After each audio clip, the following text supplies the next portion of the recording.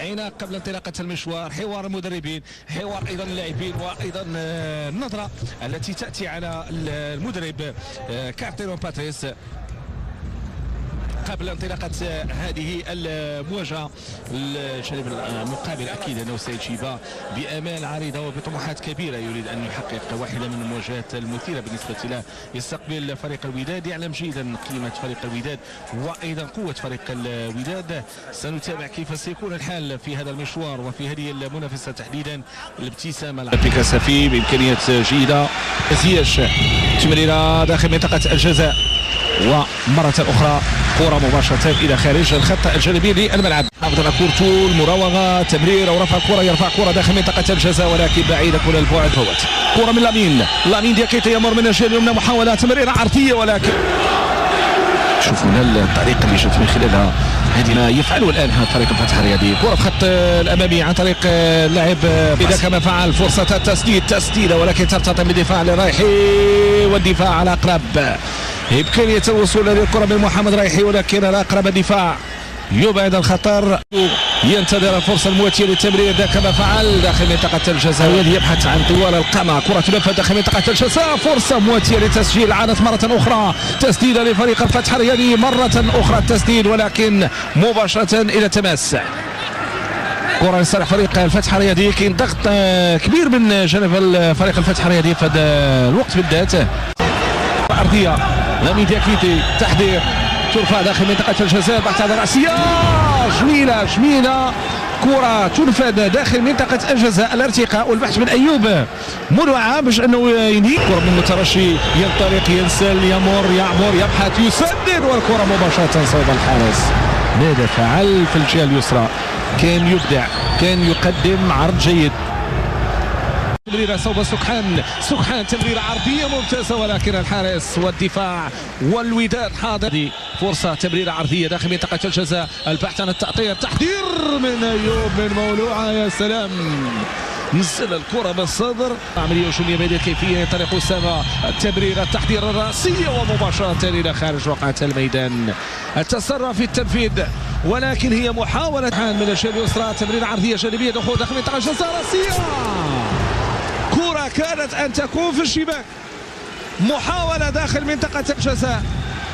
الفتح يبدو يقول، وهنا الانطلاق، وهنا الدياكيتي كاد أن يضعها في الشباك. لامين دياكيتي كاد أن يضعها في الشباك. هذه الإصابة عادت من جديد للوداد، تحضير، تأطير وتسديد مباشر، يبحث عن التمريرة، دخول داخل منطقة الجزاء، تمريرة ممتازة، كيفية محاولة ممتازة، فرصة تسديدة صوب الحارس، صعود باسينغا، دم مفيد ينطلق، مفيد يتقدم، يعبر، يمر، يبحث عن الاختراق، لم يتمكن، يبحث الفتح، ينسل الفتح ويبحث عن الحلول لكن هنا التغطية كانت.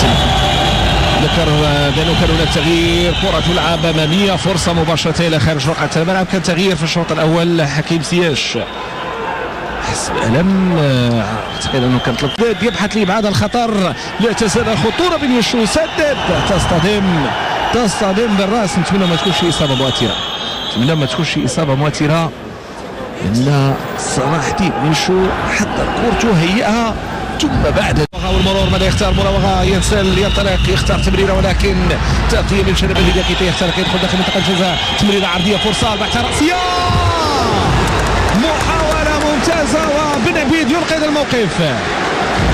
مهدي بن عبيد كيخرج الكرة من الشباك، كان بإمكانها أنها تكون هدف محقق.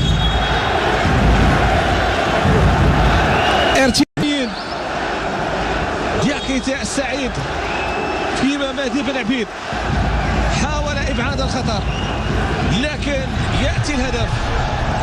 شوفوا هنا الإعادة، شوفوا هنا الطريقة، لامين دياكيتي كيف أنه قام بتمريرة داخل منطقة الجزاء، وبعد ذلك أعلن عن العودة في اللقاء. مخالفة، خطأ، عملية هجومية للفتح الرياضي، تحضير بهذه الكيفية، محاولة من لامين دياكيتي، وليد صبار سديد حسب المخالفة، كرة ومخالفة، فرصة مواتية لفريق الوداد الرياضي مباشرة صوب الحد.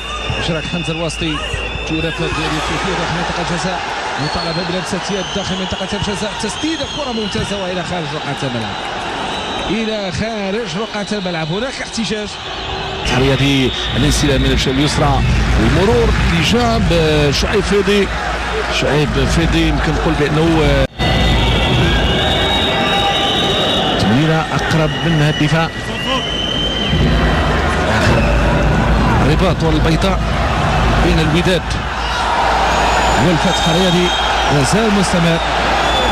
سقوط على رقعة الميدان ومرابط سيتلقى بطاقة صفراء لا محالة.